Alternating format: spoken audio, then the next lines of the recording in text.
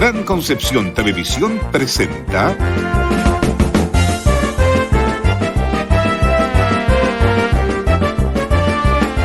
En Cuarentoni.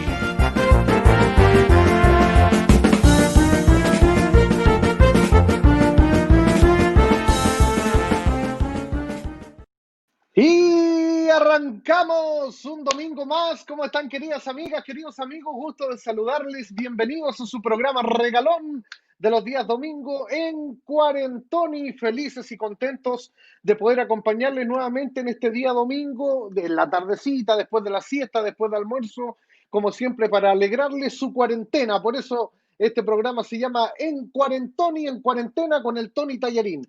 Y todos los domingos con un tremendo invitado que cada vez nos acompañan, cada vez mejores, ¿eh? Vamos ahí, así para arriba, menos mal, porque si fuéramos para abajo estaríamos mal. Hoy día nos acompaña un tremendo invitado también, nos faltaría programa para contar todo su extenso currículum, todo lo que él ha desarrollado en su vida, pero vamos a ir conversando de todo un poco. Para resumirlo, ustedes ya lo conocen, ustedes lo ubican, nos acompaña 2 veces al día en Radio El Conquistador, 7 de la mañana, con su programa 7 AM, y en el mediodía haciendo Mundo Real con nuestro amigo Tomás Cox, que también estuvo en nuestro programa. Analista internacional, vamos a hablar también, aparte de la vida, de las pasiones, de los sueños, de lo que le gusta, de lo que no le gusta, de qué es lo que cocina, de lo que no, de todo. También vamos a hablar un poco de la actualidad, porque el hombre sabe, aquí no vamos a conversar también de todo, de la actualidad, de lo que se viene para Chile y para el mundo. Damas y caballeros, le quiero invitar cordialmente a que recibamos con un abrazo virtual muy cariñoso al señor, al maestro, al gran Libardo Buitrago. ¿Cómo está? Muy buenas tardes. Tallarín, buenas tardes. Gracias por invitarme a tu carpa en esta tarde y un gran afectuoso saludo a todos quienes están a través del canal Gran Concepción, a todos en el sur del país, a la región del Biobío en completo. Un gran abrazo. Vamos a intentar hacer equilibrio, vamos a movernos en la montaña rusa, vamos a dar en el roll and roll, que es una de las cosas más espectaculares que yo admiro, y por supuesto con el humor de quienes nos hace reír tanto, que es los payasos. A mí esa parte siempre me encantó del circo, siempre me encantó el mundo circense, la actuación del payaso, era lo que a mí más me gustaba. Y el número de los animales me provocaba sensaciones raras. Iba a verlo, pero me provocaba sensaciones raras. Y el mundo, el del globo de la motocicleta dando vueltas y los ángeles, los tipos volando en el aire, esa parte yo te la encargo. Me gusta el circo, me encanta. Eso es bueno porque a veces hemos tenido invitados que se asustan, pero eso es bueno porque los payasos entregamos alegría, mucho cariño, mucha compañía, así que le agradecemos su cariño y también que les gusten mucho los payasos y el circo. Por Libardo, gracias por estar esta tarde junto a nosotros aquí en Cuarentoni, y vamos a partir al tiro nomás con la primera pregunta, que nuestros invitados no se pueden ir sin responder. Tenemos un par de preguntas dentro de todas las que se hacen que ellos no pueden abandonar. Y es para saber, por ejemplo, cómo lo ha tratado la vida en esta pandemia, en esta cuarentena que ha sido difícil para todos, tanto artistas como periodistas, como todos nos hemos visto afectados con esta pandemia. ¿Cómo ha estado Libardo Buitrago, la familia? ¿Cómo ha estado el trabajo? ¿Todo bien? Mira, con muchas transformaciones. No voy a decir que cambio porque la palabra de moda es decir, mire, yo he cambiado, y ocurre que no, la gente no cambia, pero sí transformaciones. El impacto de la pandemia en la vida diaria, en la vida cotidiana, para mí ha sido impresionante. Por ejemplo, el teletrabajo al cual, Tallarín, yo me resistía. A mí me gusta el estudio de la radio, me gusta el estudio del canal de televisión, ese frenesí de estar allí. Primera transformación. Tuve que acostumbrarme al teletrabajo. Y te digo que me acomoda el teletrabajo. Me acomoda.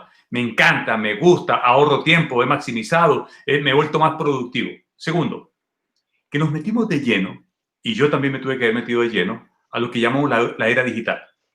En estos tiempos, la era digital nos ha empujado de una manera tan impresionante que los cambios y esta transformación fue tan dinámica, que el 2020 va a ser recordado como el año más penca a nivel mundial, más malo a nivel mundial, pero el año de las grandes transformaciones.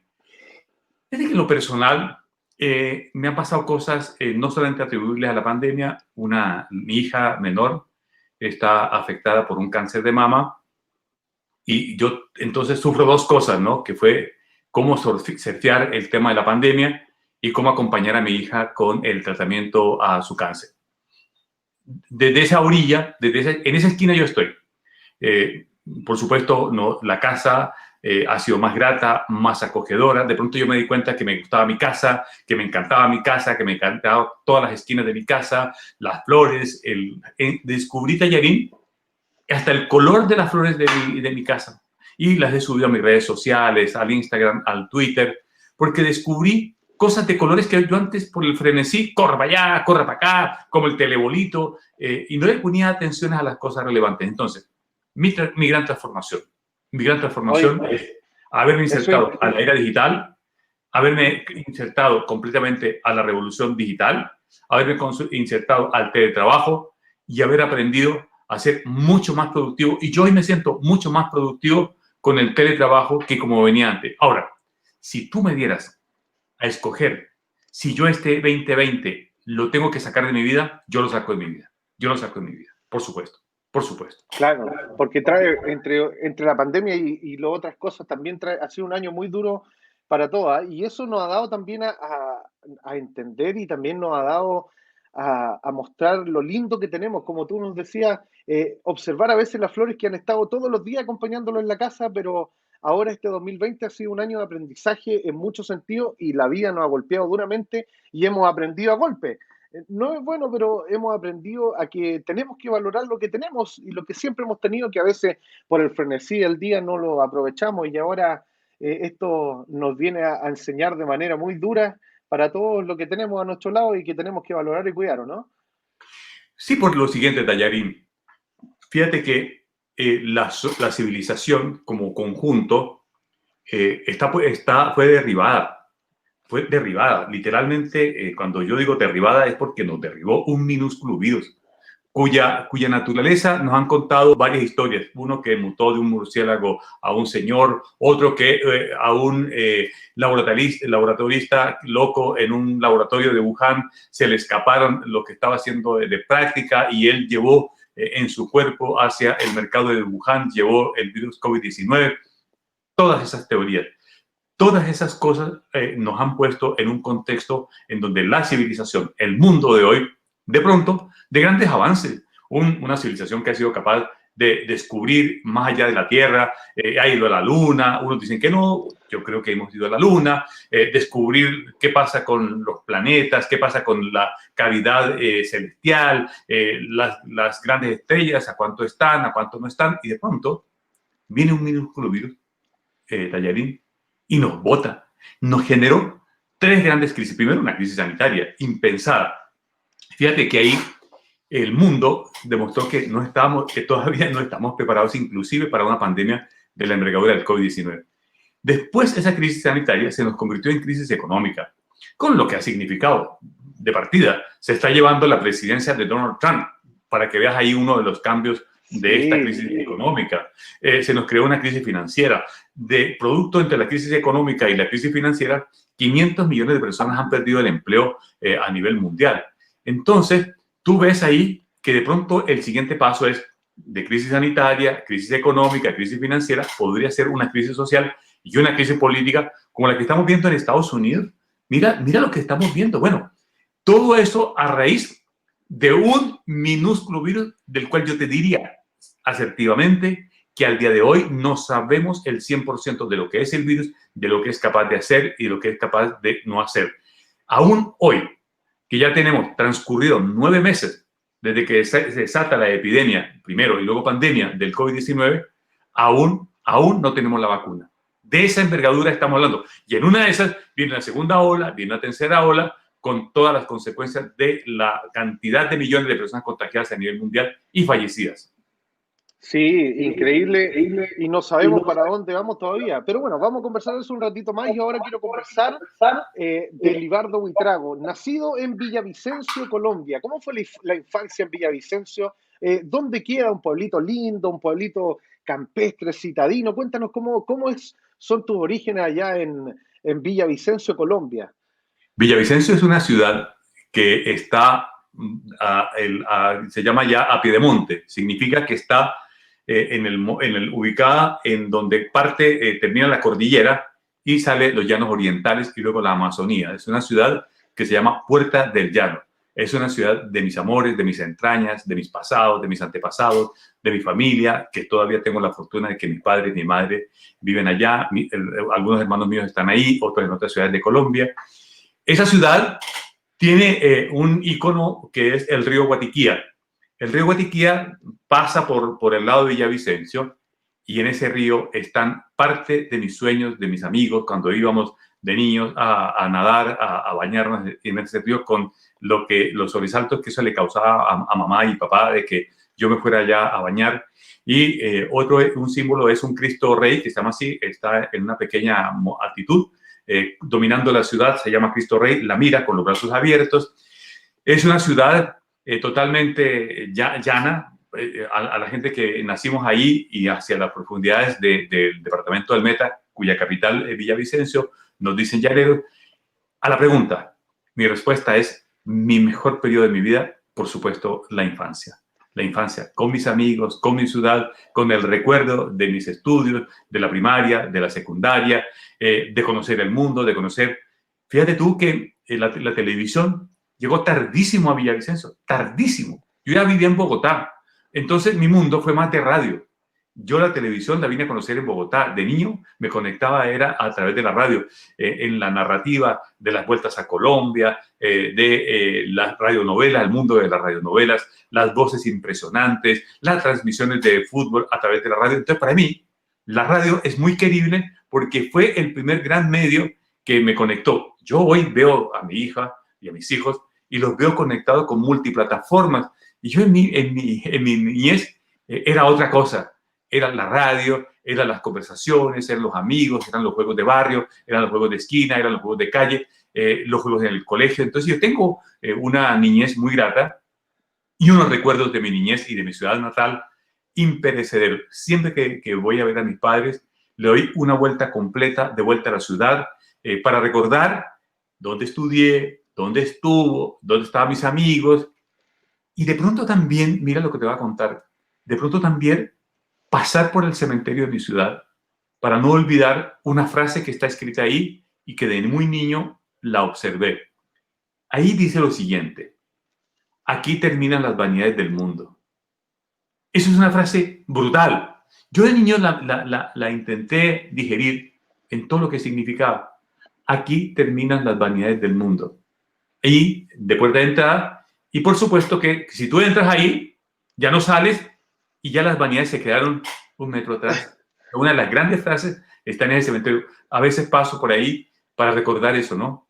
Ahí terminan las vanidades del mundo. A veces a nosotros se nos olvida que ahí vamos a ir a parar todos, ¿eh? Y ahí se acaba la riqueza, se acaban las vanidades, se acaban los egos, ahí no nos llevamos nada, solamente lo que nos ponen, ¿no?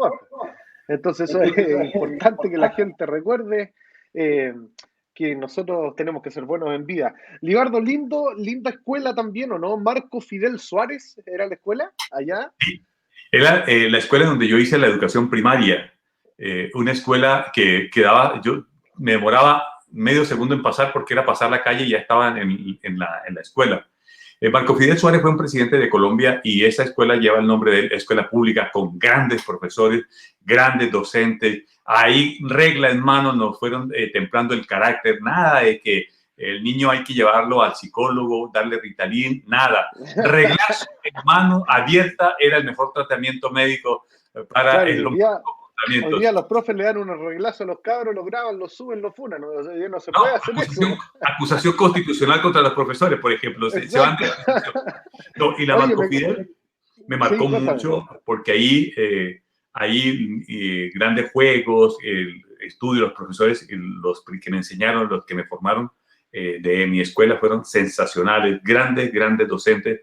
Mira, una de las cosas que yo todavía hago actividad deportiva y juego, esta mañana juego en una liga de fútbol, ya a mi edad debería estar requete jubilado, pero lo que pasa, Tallarín, es que a mí el profesor de educación física, el que me formó en toda la escuela primaria, nos hacía mucho ejercicio que nos hizo desarrollar el sistema cardiorrespiratorio, la capacidad cardíaca y la capacidad respiratoria. Nos hacía subir cerros, nos hacía bajar, hacía trotar, nos hizo hacer todos los deportes. Yo jugué todos los deportes que tú te imagines.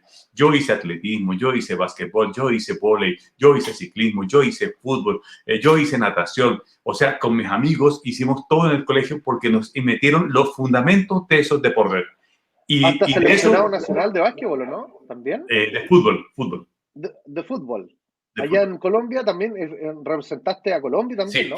Sí, y primero de la escuela, que eso era ser seleccionado primero y en casi la mayoría de los deportes, vóley, básquetbol, fútbol, atletismo, en la mayoría de ellos, y uno competía contra las demás escuelas, entonces iban haciendo la selección de la ciudad municipal, la selección departamental, luego la selección nacional. No, mi infancia en la Marcos Vidal Suárez fue sencillamente espectacular, y recuerdo a mi profesor Jorge Barbosa. Hoy yo soy muy amigo de sus hijos, que son eximios basquetbolistas y uno de ellos futbolistas que llegó a ser futbolista profesional. Así que para que tú veas cómo es la templanza que tuvimos y la formación desde ese entonces.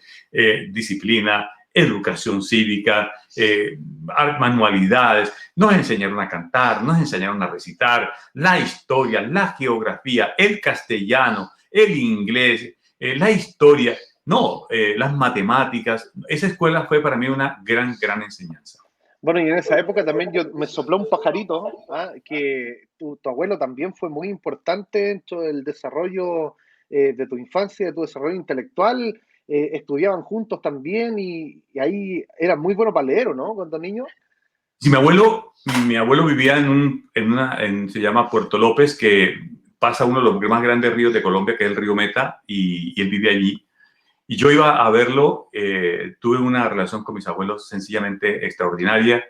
Mi abuelo José Julio Camelo, él llegaba al diario de la tarde porque Bogotá en esa época había que bajar, no era por avión, bajar en flota, en bus, luego llegar a Villavicencio continuar hasta Puerto López, y al final él se iba a buscar el diario a las 4 de la tarde. Y a las 5, cuando ya el Sopor, porque es una ciudad muy cálida, porque está a nivel del mar y tiene un río que pasa allí, y él se sentaba ahí a leer el diario y me sentaba a mí al lado y yo aprendí ahí a entender lo que eran los editoriales, los artículos de opinión, los artículos de la actualidad internacional, de la actualidad nacional, inclusive para que vea cómo es la cosa de la vida. Yo en esa época de niño también me iba a las páginas deportivas, él me la dejaba de último porque si no me quedaba ahí. Y ahí veía y me llamaba la atención. ¿Por qué en Manchester, en Gran Bretaña, habían dos equipos que se llamaban Manchester? Nunca esa cosa ya la pude dilucidar de grande. Pero de niño, ¿por qué en Manchester habían dos Manchester? Y de ahí recuerdo muy vagamente, sí, el fútbol chileno, pero recuerdo a los tres equipos, que era el Colo, la Chile y la Católica, porque los ponían en la página deportiva de ese día. Entonces, con mi abuelo, yo afiné la lectura, pero afiné la comprensión. Y eso me permitió que de la experiencia de él, de sus vivencias, de las conversaciones, yo me fui nutriendo y de pronto, cuando ya iba yo al colegio, de pronto la materia de historia ya la había pasado, la materia de geografía ya la había pasado, y me pasó que iba muy adelantado en términos de conocimiento. Y eso fue muy importante para mi vida. ¡Wow! Bueno, y ahí pasamos la primaria en el Fidel Suárez y luego en el Francisco José de Caldas, si no me equivoco, ¿no? Sí, ahí se hizo la educación secundaria. Ya, ¿y ahí cómo estuvo eso, la adolescencia? Y, ¿todo bien también? No, ahí fue más dura, porque ya en el colegio a ese colegio aspirábamos a ir todos los niños, era un colegio fiscal, también con los mejores docentes que habían en Villavicencio, y la educación y todo lo que fue de primero a sexto a los 6 años que estuve ahí, en el Francisco José Caldas, la gracia es que venían niños de todos los estratos sociales, de todos. Ahí no había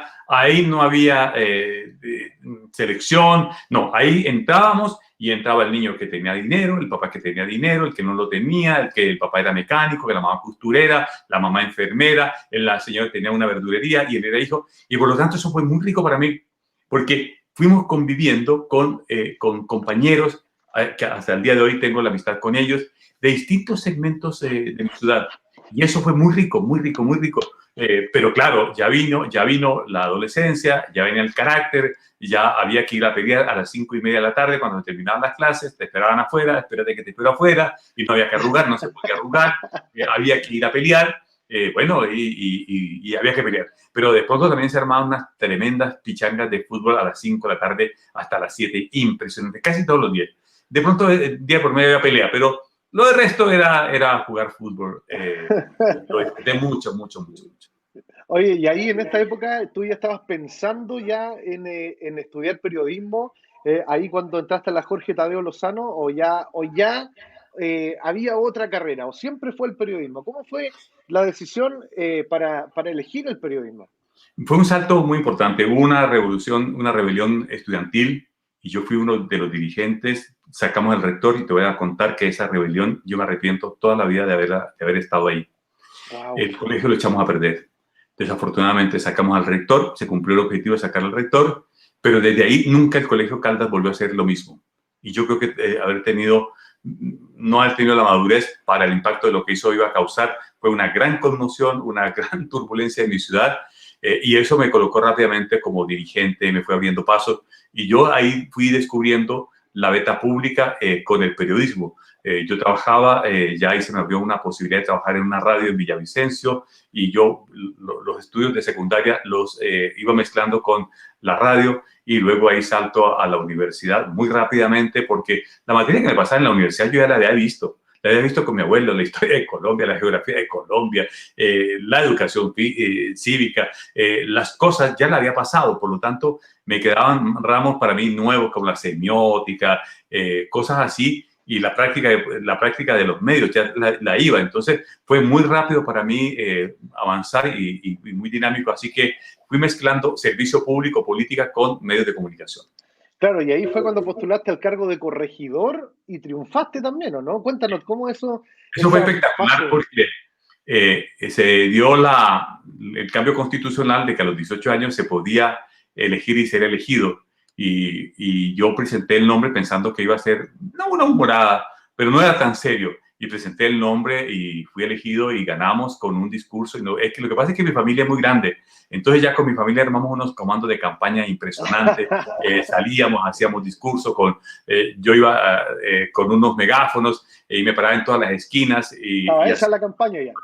No, impresionante, porque la campaña fue muy, muy, muy impresionante y con mis primos marcamos todas las paredes de Villavicencio, vote Buitrago, vote Libardo Buitrago, y en ese tiempo, como te digo, no había televisión, no había otra cosa que era radio, y yo estaba en la radio, entonces mi nombre le sonaba a la gente, así que ganamos la elección, y ahí fuimos, la noche que gané la elección, de vuelta al cementerio, aquí terminan las vanidades del mundo, para que no se me olvidara lo que estaba ahí.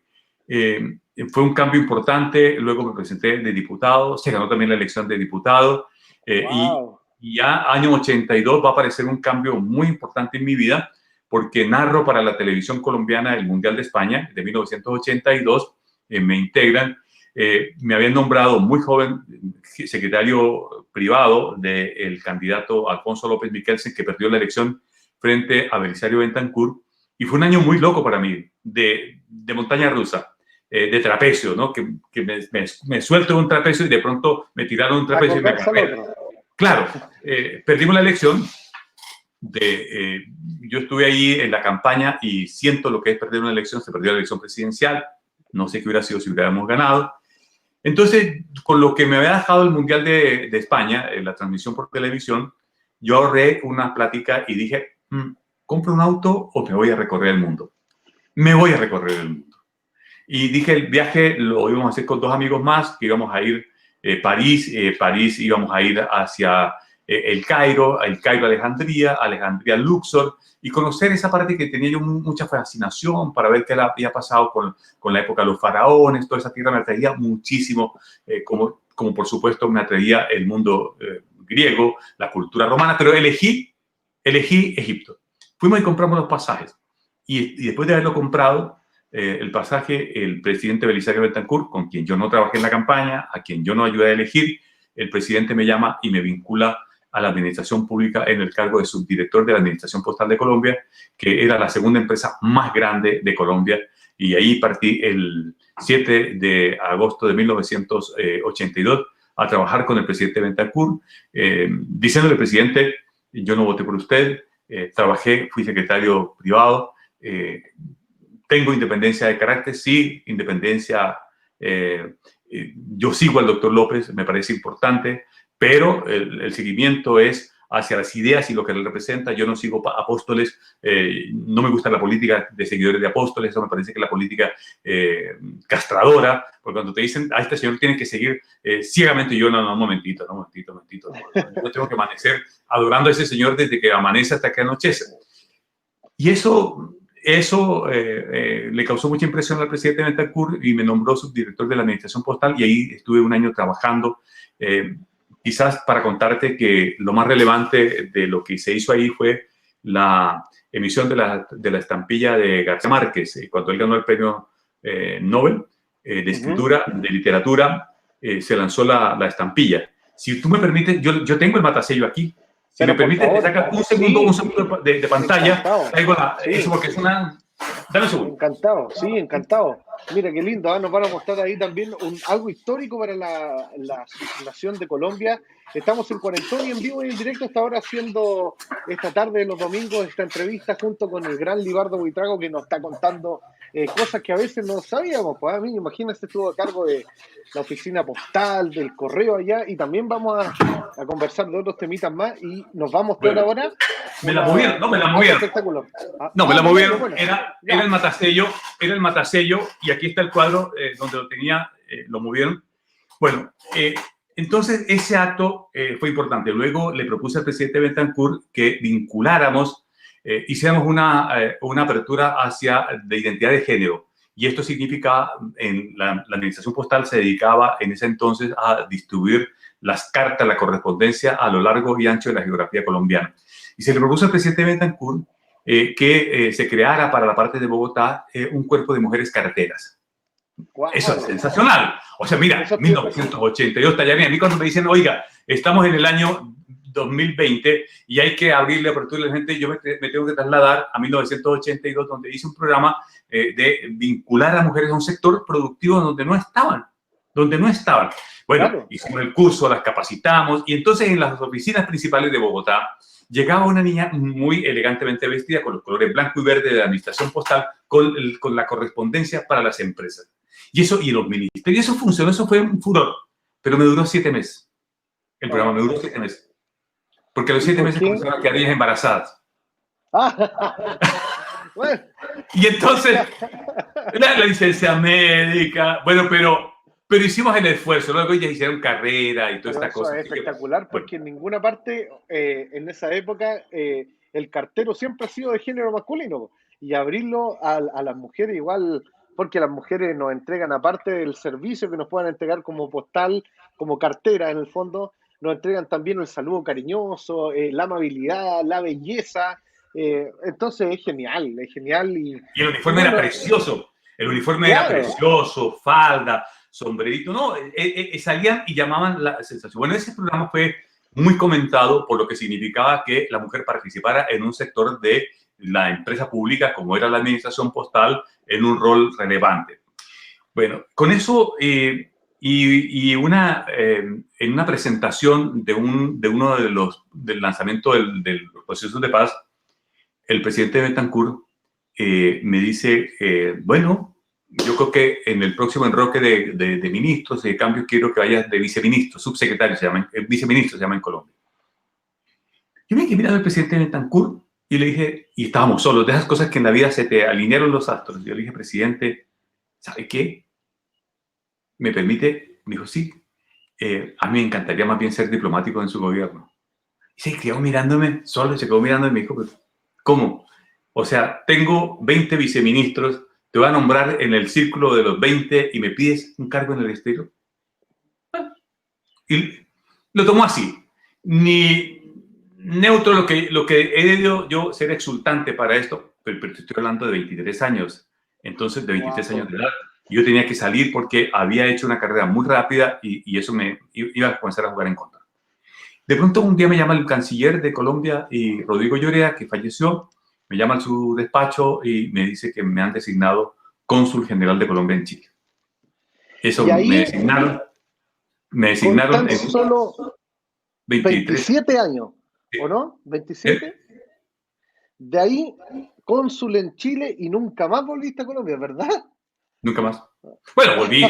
Tuvimos un periodo, Bueno, un pero periodo, un periodo de 8 meses fuera. Cuando terminé la misión, regresamos a Colombia y fue uno de los años más violentos que se ha tenido en Colombia. Por lo tanto, mi mujer, ya íbamos con un hijo, Andrés, el mayor, y ella no conocía Colombia, no sabía cómo era Colombia, ya Colombia de ese año, ¿no? La Colombia de los 90. Así que ella se asustó mucho. En línea recta de mi edificio vivía el director de la Policía Secreta de Colombia, el general Miguel Maza Márquez. A mi izquierda vivía el expresidente Alberto Lleras Camargo, una zona muy protegida de esos edificios, pero de pronto un día amanecimos con un camión con 500 kilos de dinamita. wow. Ahí, que no detonó porque alguno de los artefactos que tenía no funcionó, y ese día ya la cosa Ese comienza fue a mundial. el periodo de las FARC, ¿no? No, del narcotráfico. Del Ah, del narcotráfico. narcotráfico. Ah, Del ya. narcotráfico. Perfecto. Con todo lo que significó eso. Y Claro. matan a Luis Carlos Galán, con quien yo estaba trabajando, que iba a ser presidente de Colombia. Estaba a 60 días de ser presidente de Colombia. Había salido una encuesta un día antes en donde ganábamos por 60%, arrasábamos en esa elección. Y esa noche decidimos, nos sacan a Quito con la familia, y de Quito, en Quito tenemos que tomar una decisión. Bueno, ¿dónde nos establecemos? ¿Dónde? ¿Dónde nos vamos a Europa? ¿Nos vamos a Estados Unidos? Y dijimos, bueno, mire, ¿sabe qué? Vámonos a Chile. En Chile hicimos la pega que nos pidió el gobierno de Colombia.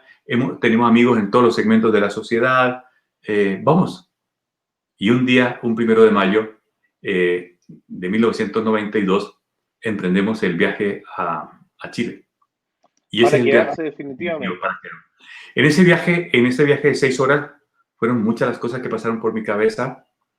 ¿Funcionará? ¿No funcionará? ¿Cómo encontraré? ¿No encontraré? Y fíjate, Tallarín, que las cosas que yo pensé que iban a encontrar, las encontré. Las manos abiertas las encontré. Estuve vinculado a la Cámara Chilena de la Construcción. Luego se me abrió el mundo de la televisión, se me abrió el mundo de la radio, y ya la otra historia ya tú la conoces. Así que para mí el 1 de mayo de 1992 creo que es una de las decisiones más relevantes que he tomado en mi vida, ¿no? Por lo que Y de significa. ahí, para siempre en Chile. Ahí. Sí, señor. Sí, Eso señor. es un chileno, es un chileno nacido en Colombia, como decimos. O dicho, un chileno morenito. Es un chileno morenito. Libardo, Que habla raro. sí, tenemos a esta hora de la tarde ya saludos de la gente. Tenemos Cintia Uribe, nos saluda, dice: saludos, estimados. Es verdad que la rutina nos hace olvidar todas las bondades que la vida nos ha regalado, y sobre todo las bendiciones que nos mandan desde arriba. Cariños a ambos nos envían acá nuestra amiga Cintia. César Araneda dice: saludos, Tony Tallarín y don Libardo Buitrago. Abrazos desde Talca. Mira, nos ven desde Talca también a esta hora. Por acá, María Muñoz nos dice: don Libardo, seguidora de usted en la radio y la televisión. Muchas bendiciones para usted y toda su familia. Mira, ya el cariño empieza a llegar de a poquito. Gracias, Cintia. Gracias, César. Gracias por estas palabras a cada uno de ustedes. Y gracias por el afecto. Esto es lo que nos ha abierto la posibilidad. Yo respeto mucho el país. Yo respeto mucho, he intentado reflejar eso que yo conocí del 83, que era un país fracturado, muy dividido por el momento en que se vivía. Y justamente la pega que me dio el presidente Bentancur es que la Embajada de Colombia sea un punto de encuentro de todos los chilenos. Creo que eso se hizo así, y producto de eso, bueno, intentamos que no sea factor de división. Así que yo estoy muy agradecido de todos quienes nos están saludando a esta hora de la tarde. Andrés, aquí gracias. desde Tomé también nos saludan Andrés Sangüesa, un amigo desde Tomé, aquí la playa de Tomé, a 40 minutos de Concepción. Ahí están al ladito de la playa, rico. Un abrazo para Tomé también. Mira, nuestra amiga Cintia nos dice: se nota una gran persona. Dios le siga bendiciendo en todo usted y familia. Mira el cariño que le envía también Gracias. Y aquí está mi fan número uno, que mi mamá, pues mi mamá no se pierde los programas, usted sabe que las mamás están ahí. María nos dice que es una gran seguidora de la radio y la televisión, le envía saludos, bendiciones para su familia también. No tengo Mi más gran que amigo, devolver, no tengo más que devolver el cariño, el afecto, María, y bueno, mire el hijo que has dado y el talento que está aquí conmigo conversando. Gracias a eso también, María. Muchas felicitaciones por ese esfuerzo. muchas gracias. Y aquí también está un amigo desde Dichato, también cerquita, 40 minutos de Tomé para allá. Mi amigo Maximiliano Marín nos dice, Libardo, un caballero y muy culto. Ah, el piropo. Dichato, oye, Maximiliano, Dichato y todo lo que ocurrió ahí el 27 de febrero del 2010, te voy a contar una anécdota. Mis padres venían con alguna frecuencia a Chile y habían venido todo el mes de febrero, se iban a quedar parte de marzo. Así que yo me lo llevé para Santo Domingo, ahí tenemos un pequeño departamentito y nos fuimos a pasar el fin de semana con mis padres. Y el 8,8, ellos nunca habían sentido un terremoto de esa envergadura, pobrecitos. Así que Dichato yo lo tengo en la cabeza porque hasta Santo Domingo llegó en la parte extrema del terremoto y lo que significó, fue una vivencia con ellos dos, ellos ya son mayores, entonces subir a una parte, a una colina, que es lo que recomienda, y de ahí yo me informé de la magnitud de lo que había ocurrido, fue por una radio argentina, Radio Continental de Buenos Aires, cuando dijo, esto es un sismo de 8,8, no es un sismo no es de esa magnitud, eso es casi un cataclismo, y ahí pudimos, así que ellos se comieron todos los terremotos de febrero, del 27 de febrero a marzo, no podían salir. Así es mi mamá cuando ha estado temblando en Villavicencio estos días, y grado 3, grado 4, y mi mamá dice, yo no me muevo aquí de esta silla después de que no sea de un 8,8, ahí yo me muevo. Oye, bueno, Dichato hoy día está más que levantado, pero lo Sí. sufrieron demasiado. Ahí recibieron todo el impacto de lo que fue el tsunami el 27 de febrero, pero hoy día es una ciudad muy linda, progresista, con hartas casitas ahí, como siempre, a la orilla de la playa. La gente no deja de vivir en la playa, pero, pero, pero es un lugar muy lindo. Así que de allá nos envían saludos, estimado Libardo. Bueno, el currículum, como comentaba antes, tremendo, maestro en ciencias políticas, relaciones internacionales, tiene un MBA en administración y negocios, licenciado en comunicación social, tremendo currículum, un comunicador tremendo también. ¿Eres inquieto o no eres inquieto? Mucho. Mucho. Lo que pasa es que de una disciplina de niño, ¿no? De lectura, de actividades, de deporte, de cosas que me acompaña. Duermo también, descanso, por supuesto, 6, 7 horas y de resto al otro día me preparo los programas de la radio o de televisión, según sea el caso. Mucha, pero mucha lectura. Eso hago. Yo creo que te diría, Tallerín, que yo debo leer entre 4 a 5 horas diarias. Y eso es lo que más me ha enriquecido. Leo de todo. No es solamente los clásicos que tú ves aquí atrás, aquí, si te mostrara todas las cosas que hay ahí. ¿Cuántos libros hay ahí? ¿Cuántos libros hacia el ojo? Al ojo. Unos 5.000. ¡Wow! En la biblioteca completa, es que, mire, te la muestro. No, pero como... Oye, una verdadera biblioteca, ¿en serio? 5.000 libros, wow. Y uno que con suerte leía lo que le mandaban para el colegio, ¿vale? No, ya sigue. Y la mayoría de libros leídos, ¿ah? Sí. La mayoría de libros leídos varias veces. Una de tus grandes pasiones entonces es la lectura. Sí, de todo. Lectura. De todo. Después, mire, Tallerín, dime. Yo puedo leer una revista Cosmopolitan, Vanidades, Condorito, y puedo encontrar en ellas la mejor reflexión que en cualquiera de estos libros acá. De hecho, fíjate que en la definición de amistad la encontré en una revista Vanidades de México, porque Sócrates, Platón, Aristóteles, todos estos gallos intentaron algún día decir qué es la amistad. Y la María Félix hizo la mejor definición que existe de amistad. Ni Montaigne, ni nadie. Ella dijo, le preguntaron un día, ¿qué es un amigo? Entonces ella respondió en esta revista, una persona a la que estoy por hacerle un favor. María Félix, ¿y entonces qué es un enemigo? Una persona a la quien le hice un favor. Bueno, ahí está la definición de amistad. Oye, claro, ahí se ven los amigos también, pues, ¿ah? De repente hay algunos que Mira se la pasan política, pidiendo favores. mira la Sí, política. sí. Ahí también vamos a hablar de eso después cuando vayamos a la contingencia. Pero estamos hablando de la pasión, la lectura y otra pasión, el fútbol, futbolero de corazón, ¿cierto?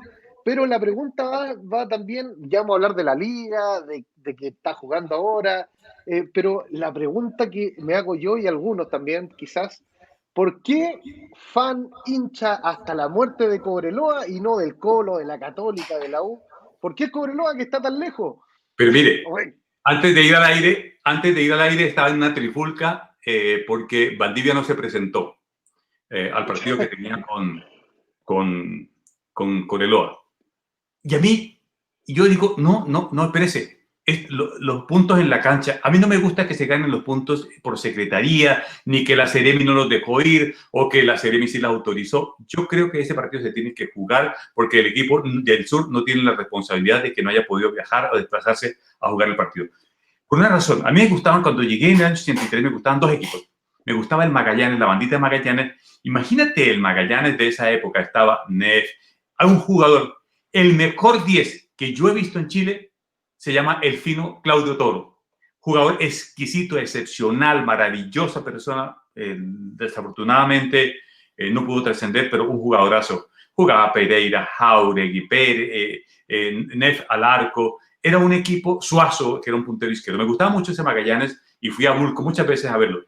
Pero el color naranja, chillón, minero, curtido, negro como yo, moreno, color cobrizo como yo, el Cobreloa. Y dije, ¿sabe qué más? Este equipo de don Vicente Cantatore, era el equipo donde jugaba Mario Osben, donde estaba Tavilo, Letelier, los Gómez, los hermanos qué Gómez, historia, Covarrubias. No, cuánta un historia. equipo dos veces que subcampeón de la Copa Libertadores, pero el técnico don Vicente Cantatore, una extraordinaria persona. Así que desde ahí, fanático. Yo ahora, el año pasado, tuve la oportunidad en noviembre de estar en Calama y la directiva del Cobreloa me hizo el privilegio de dejarme tocar las copas que ha ganado una mañana completa para mí. No había nadie más. Wow. Estaba la secretaria del club y yo con las cachuleando las copas, las puse para allá, para acá, le saqué fotografía, me regalaron la camiseta con todos los jugadores, fui a saludar al equipo allí. Y les dije una cosa a Simón, que era el capitán, llévanos de vuelta a primera. Y hoy le vuelvo a pedir al cuerpo técnico del Cobreloa, llévenos a primera. Esto de estar en segunda es muy difícil. Tenemos que ir donde nunca debimos haber bajado. Con dignidad y con responsabilidad tenemos que volver a primera para volver a ser ese equipo en donde la gente respetaba mucho cuando era con Cobreloa. Yo recuerdo. Los zorros, ¿ah? Cuánta historia, los zorros del desierto. Es como aquí el que tenemos nosotros, que también tenemos un equipo de segunda y que ha estado el Fernández Vial de tanta historia. Huachipato, Universidad de Concepción, Deportes Concepción, son equipos a fuerza y ñeque, que también Sí. han cautivado a sus fanáticos a punta de buen fútbol, si no hay otra cosa. Tallerín, No otra cosa. qué bueno, permítame esto un segundo. No llamemos Vial al Fernández Vial, llamémoslo Arturo Fernández Vial. Vial. ¿Por qué vamos a comenzar a degradar el nombre de un gran equipo y de un gran personaje de la historia? Un momentito, ese equipo se llama el Arturo Fernández Vial. No, el Vial. Club Deportivo Ferroviario. Pero, además, entonces una pequeña coma para que ojalá recuperemos la historia, el ADN del club, y cuando nos refiramos es el equipo Arturo Fernández Vial, o Fernández Vial si que quieren acortarlo. Claro. Y aquí también es un equipo que la gente mucho quiere y también un equipo que con mucha historia, pero no ha pasado a la segunda, a la primera, pero siempre ha tenido sus fanáticos también, el Lota Schwager de acá de la comuna minera, tremendos equipos también, y bueno, el Deportes Concepción cuando lo bajaron y lo sacaron, la gente la peleó con la NFP hasta que el Deportes Concepción volvió también a tomar el lugar que se merece. Entonces, son equipos espectaculares y que se han ganado la hinchada con puro fútbol, sin plata, sin fraude, sin nada. Los equipos locales son lo mejor, ¿no? Así, porque allá tienen un gran estadio, por lo tanto ya no es tema de infraestructura, es tema de dirigencia, es tema de encontrar los jugadores, es tema de apuntarle a las divisiones inferiores con mucha fortaleza. Si en la región, en la toda región, de ahí comienza a irradiar un proyecto deportivo maravilloso, el Concepción, el Arturo Fernández Vial, el Lota Schwager, todos los equipos van a tener de dónde sacar figuras.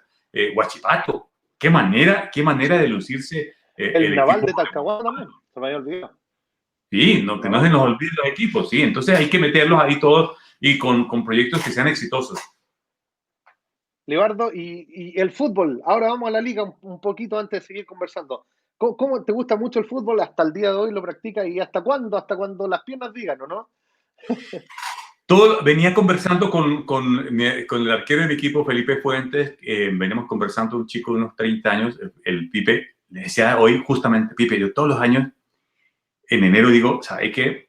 Ya este año no quiero jugar, ya tengo artrosis en la rodilla, me cuido mucho. Mire, el viernes a las 7 de la tarde se cerró la semana. No atiendo nada.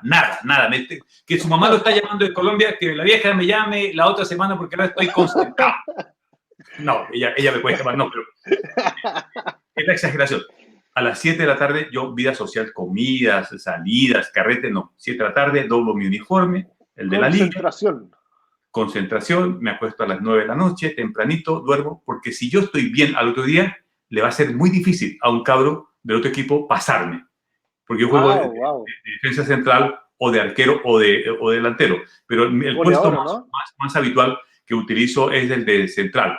Entonces, yo no puedo correr toda la cancha ya. Anteriormente iba, cabeceaba, volvía. Ya esas cosas ya no las puedo hacer.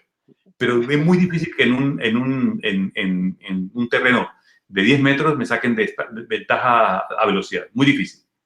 Porque o pasa la pelota o del jugador no se sabe nada. No, o queda sin pierna. No, le hacemos un tratamiento quirúrgico. Esto se llama nivelación de rodillas.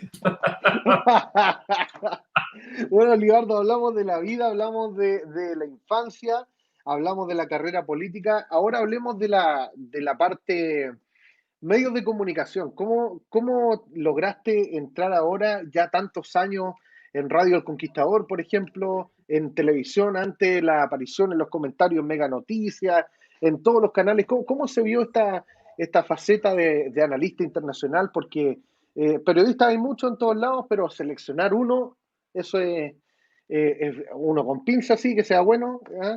¿Cómo se vio este boom también, que hubo un tiempo que estuviste ahí por todos los canales, todas las radios? ¿Cómo fue esta llegada a los medios chilenos?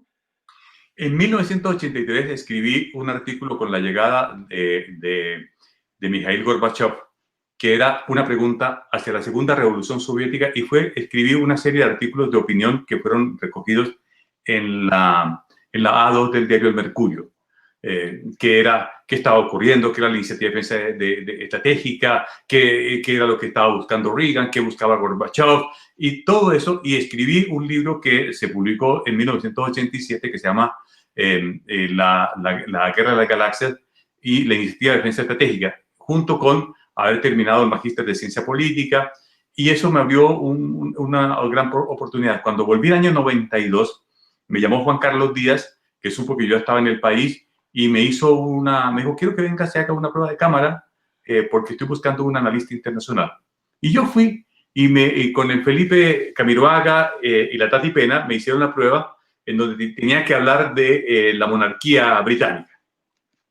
Fue entretenida la prueba, porque yo dije, y además, y ahí dije coloquialmente, lo que pasa es que el príncipe Carlos con esas orejas no puede ser rey. Y dije esta frase que a Juan Carlos le encantó, y desde ahí me contrataron, y ahí se me abrió la posibilidad de estar muy rápidamente en el Buenos Días a Todos, en la época con Camiroaga, Tati Pena, y ahí fue abriéndome el camino. Luego, en 1994, me llamó la Radio Clásica, le rindo un homenaje. Recientemente falleció el director David Castañeda, quien fue la persona que me llamó.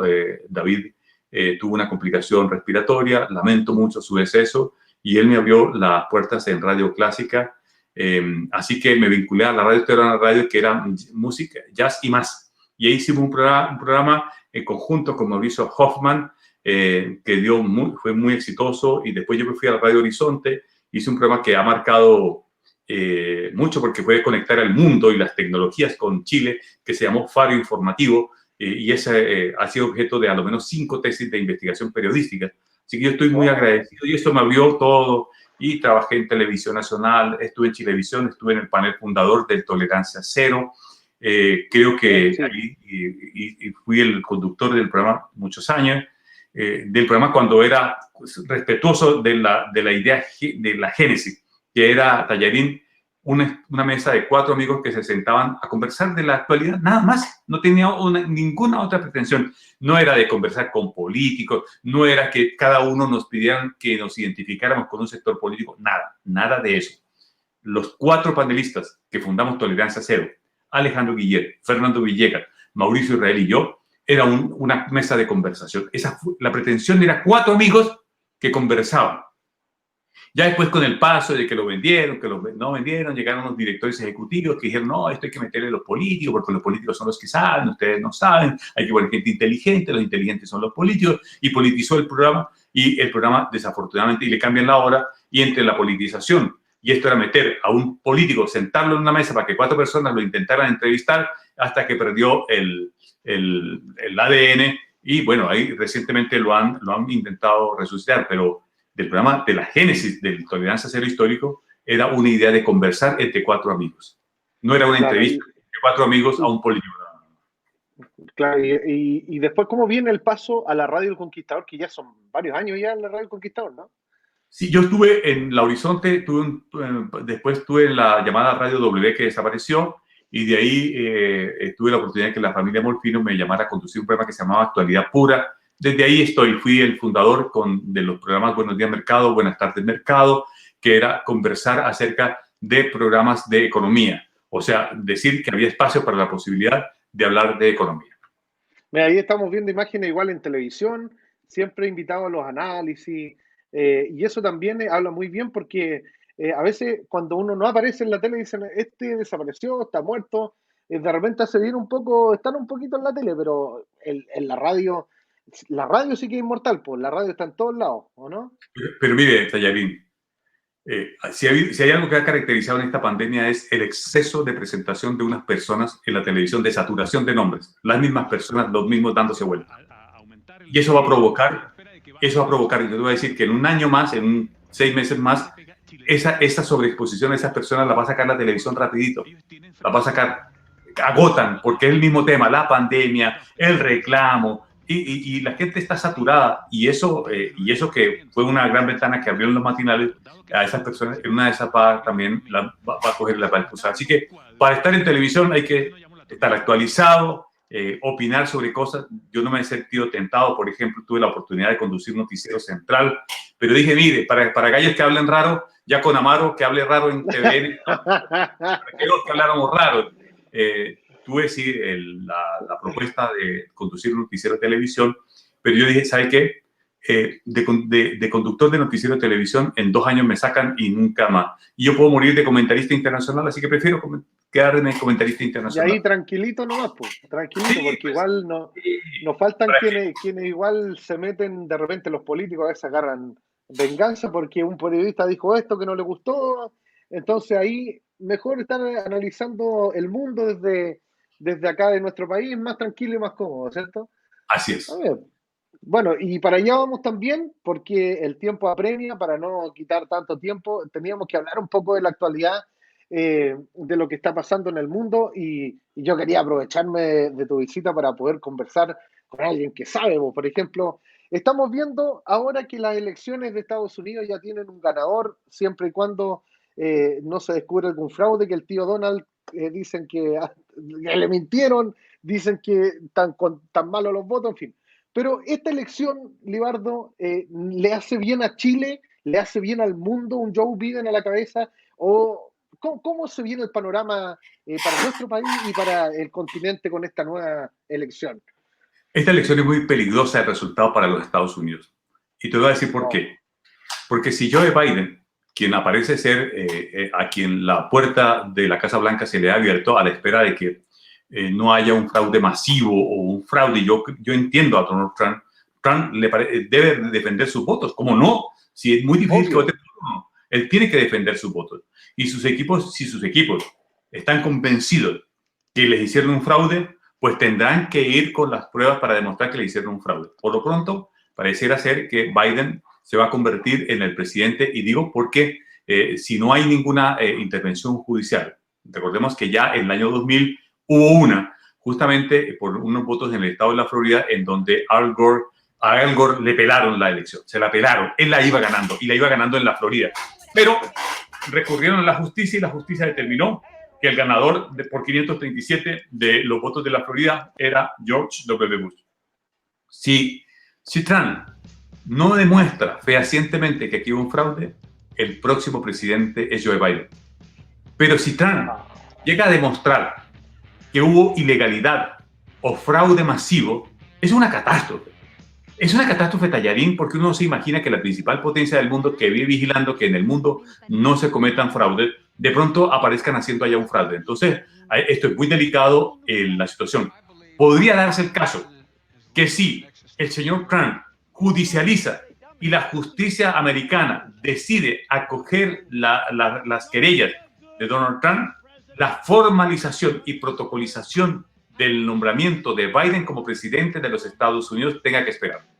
La fecha límite que establece la Constitución de los Estados Unidos es el 14 de diciembre, cuando el colegio electoral tiene que decir quién ganó la elección. Si de aquí a allá, o sea, hay tres escenarios. Escenario número uno, que por votos, que por conteo de votos. Eso lo tiene resuelto a favor de Biden. Pero hay un escenario número dos, y es que si Trump mañana lunes pone denuncias de fraude y pone denuncias de ilícitos electorales, la justicia tendrá que entrar a actuar y tendrá que hacer recuentos en algunos estados, de partida en Georgia, y en aquellos estados donde haya ganado por menos del 1% se podrá recontar. Y es muy malo por lo siguiente, porque si ganara Biden y se pudiera intronizar desde el 20 de enero su mandato, este hombre tiene que trabajar sobre 4 factores importantes. El primero de ellos es cómo restañar unas heridas que va a ser dificilísima cerrar en Estados Unidos. Una sociedad polarizada, dividida al máximo. Segundo, conducir la salida de la crisis sanitaria que tiene Estados Unidos, el país con más contagiados y más muertos. Tercero, cómo va a reactivar la economía y el empleo. La reactivación, que era la economía, que eran los datos duros de Trump, Biden va a tener que colocar acento allí, porque el desempleo. Estados Unidos perdió en esta pandemia 40 millones de empleos. Yo no sé cómo fue Trump competitivo. Yo no me explico cómo Trump, con 4 crisis, sanitaria, económica, financiera y de tensión racial y de empleo, cómo logró ser un candidato altamente competitivo. Bueno, y el otro tema de por medio es la tensión racial. Esa es una materia que tendrá que trabajar Biden y seguramente Kamala Harris, que es su vicepresidenta. Yo auguro que el sistema político en Estados Unidos quedó al borde, al límite. Una chispa puede encender las peores pasiones y los peores odios en Estados Unidos.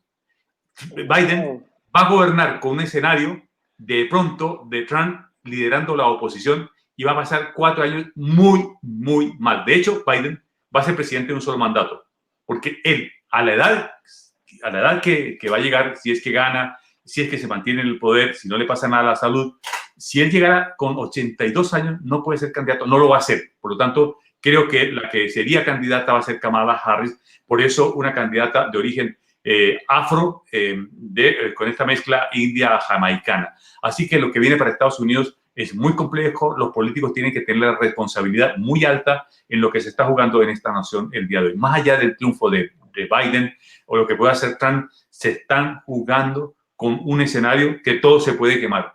Y cuando digo quemar, no es una metáfora, es que Estados Unidos quedó al borde de un conflicto social mayor, más allá de la tensión racial, por supuesto.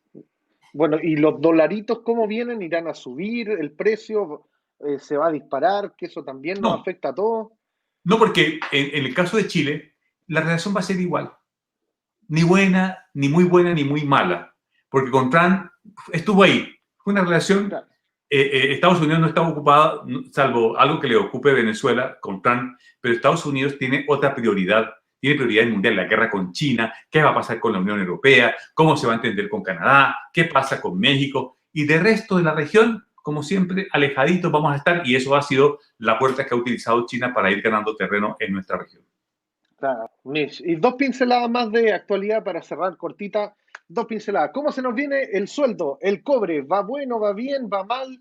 también para nuestro país, que Tallarín, ahí, tengo una buena noticia. ya, Independientemente de lo eso. que ocurra en Estados Unidos, la libra de cobre se va a mantener por sobre los $3 por los próximos 4 o 5 meses.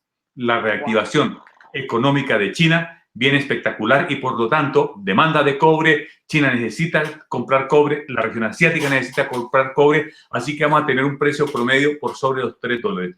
Creo que el precio promedio de este año vamos a estar en 2.75, 2.76. Recordar que desde el mes de octubre comenzó a subir el precio de la libra de cobre, estaba en 2.70, 2.80, 2.90, subió a $3, $3.15 el pasado jueves, el mejor precio de los últimos 3 años. Así que vamos a tener precios de la libra de cobre en los próximos 3 a 4 meses sobre los $3. Y eso es bueno para Chile. Esperemos que también nosotros como ciudadanos podamos ver mejorías también con esta aumento en la billetera fiscal, que eso es importante también para el país, para nuestra reactivación económica también.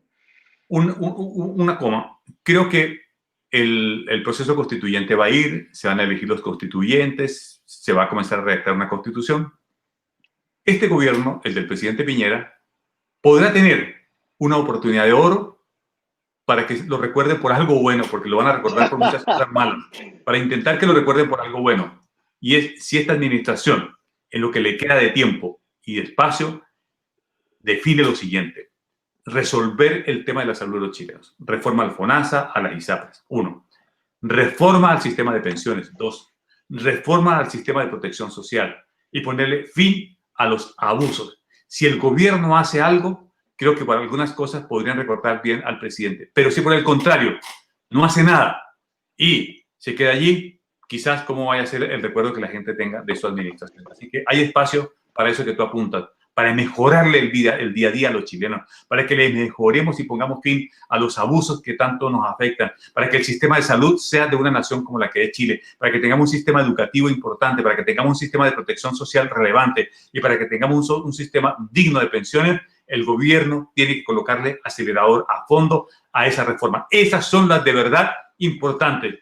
Discúlpenme, yo creo que la Constitución hubiera podido esperar. Esto no puede esperar. Pero bueno, ya que inició el proceso constituyente, que vaya, pero que vaya a la par de estas grandes transformaciones y reformas. Para allá iba la tercera pincelada y última para cerrar el bloque de actualidad que no podíamos dejar fuera. ¿Cómo se ve este proceso para Chile? ¿Se ve bueno? ¿Se ve malo? Esto, porque mucha gente aprueba, otros rechazo, pero ¿cómo se nos viene? ¿En verdad era lo que Chile necesitaba, una nueva constitución? ¿Viene a solucionar los problemas de la gente? ¿Viene a tapar los hoyos con cemento y no con tierra? Es decir, para poder partir de cero, ¿o no? Se puso fin a un ciclo político. Esto es una tesis que vengo sosteniendo desde hace 6 meses. Chile ha cerrado un ciclo político el 25 de octubre y nace un nuevo ciclo político. Por lo tanto, a ese ciclo naciente, la máxima responsabilidad de la conducción de lo que viene para Chile en los próximos 50 años va a caer en la espalda de los partidos políticos. Hoy, los partidos políticos están interpelados no a ser los partidos débiles y frágiles con los que termina el ciclo político el 25 de octubre, sino a ser unos partidos potentes, poderosos, convocantes, incluyentes, que no abunden y no profundicen en la polarización del país, sino que profundicen en constituir las bases de un Chile para que en los próximos 50 años sea efectivamente una nación fuerte, considerada, importante y trascendente. Y eso pasa por más política, pero mejor política. Más partidos políticos, pero mejores partidos políticos. Porque si nos detenemos y en lugar de hacer menos política y mala política, nos vamos a dividir inexorablemente y eso va a provocar un cisma de vuelta en la sociedad chilena. Si en lugar de eso, peores partidos políticos y peores movimientos sociales, entonces la política se degradará. Y yo, como soy optimista, Tallarín, yo lo que les digo a los partidos políticos y a los movimientos políticos hoy, tienen la gran oportunidad de volverse a colocar en el sitial de la alta reputación y del respeto de los chilenos, siempre y cuando todos los partidos políticos y todos los movimientos de cualquier naturaleza que sea su ideología, pensamiento, doctrina, de izquierda, de derecha, de centro, de aquí, de atrás, de para adelante, de para allí, tienen la gran responsabilidad de ahora y oportunidad de que en este ciclo naciente, en este nuevo ciclo naciente político, los partidos se fortalezcan. Si los partidos se fortalecen, si el sistema democrático de Chile se fortalece, si los presidentes cuando juran y hacen programas de gobierno los cumplen, si la política piensa en el futuro de Chile, nos fortaleceremos como nación. Si por el contrario, los partidos políticos y los movimientos no están a la altura de ese desafío, se instalará el nacionalismo y el populismo y de ahí nos vamos a cualquier parte. Ojalá eso no ocurra y ocurra más bien de estos partidos que vean la grandeza del país y construyan la grandeza del país y paren de dividirnos. Ojalá que todo lo que venga sea para mejor en nuestro país, que los cambios sean para mejor. Eso es lo ideal. Libardo, bueno, para terminar, las preguntas cortas y las que faltan, cortito. A estas alturas de la vida, Libardo Buitrago, con su edad, con su experiencia, ¿qué es lo que sueña? ¿Cuál es tu sueño, Libardo, personal, de país, en fin? Que mis nietos sean chilenos. Que vivan en un país donde quepan todos, que vivan en un país fraterno, que vivan en un país que sea respetado y considerado a nivel mundial, que Chile sea un faro internacionalmente. Ese es el país que yo me imagino. Para mi nieto. ¿A quién le tienes miedo, Libardo, a esta edad, a esta altura de la vida? Al cuco. El cuco existe. Debajo de la cama hay que mirar.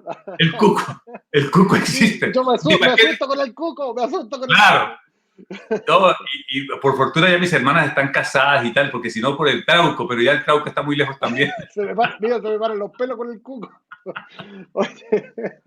Oye, no, pero hablando en serio, ¿a quién le tienen miedo, Libardo? No sé, a la soledad, a la muerte, a la pobreza, a la vejez, o ¿a qué?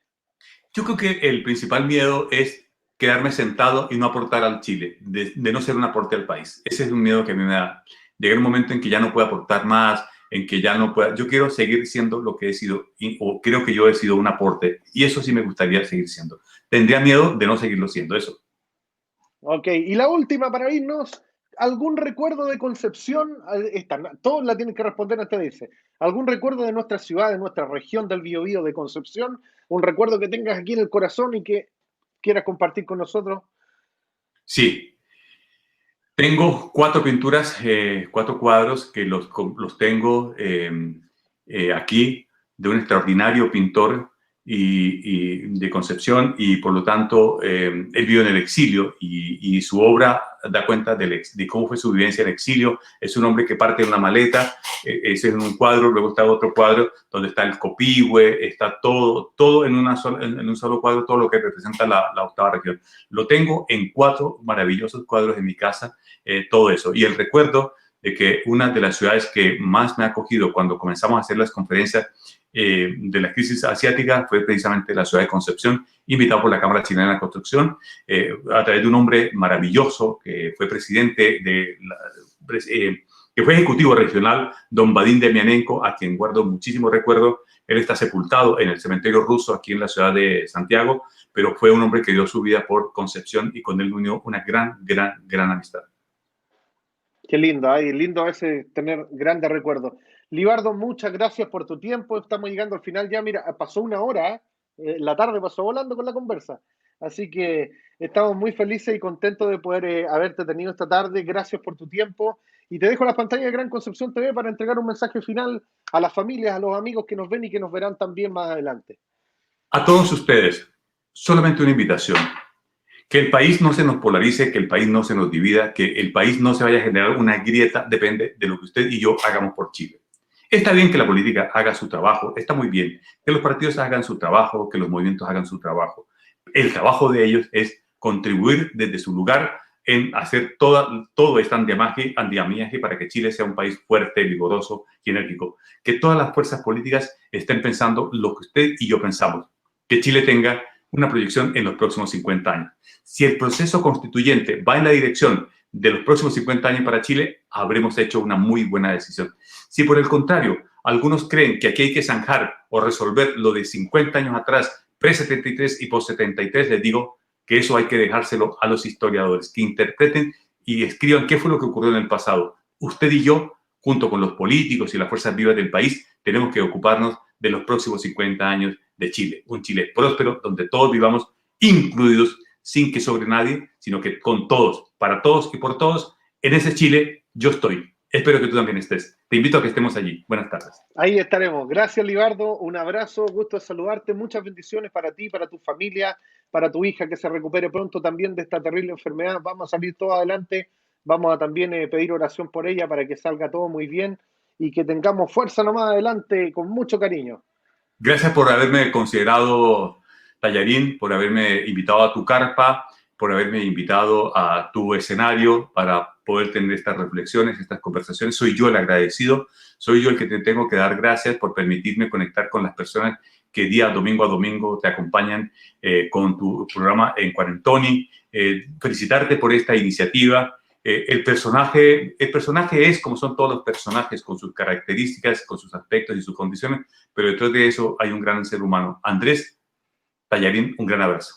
Gracias, Libardo. Un abrazo para ti y luego nos comunicamos para darnos las gracias.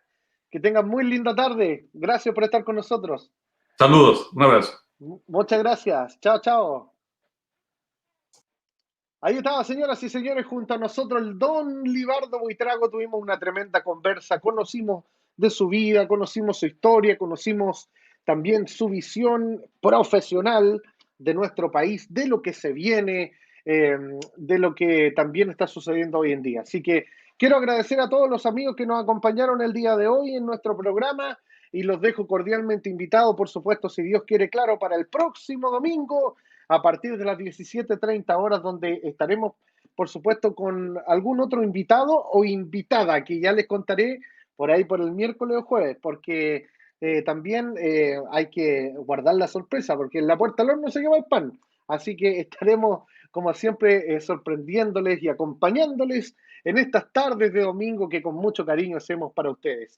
Esto fue En Cuarentoni y yo, como siempre, amigas y amigos, una vez que ya paré la carpa, ahora terminó el show, así que como la gente se fue ya, vamos a bajar la carpa. Así que un abrazo y nos vemos el próximo domingo. ¡Chao, chao! Señoras y señores, para todos una cordial invitación.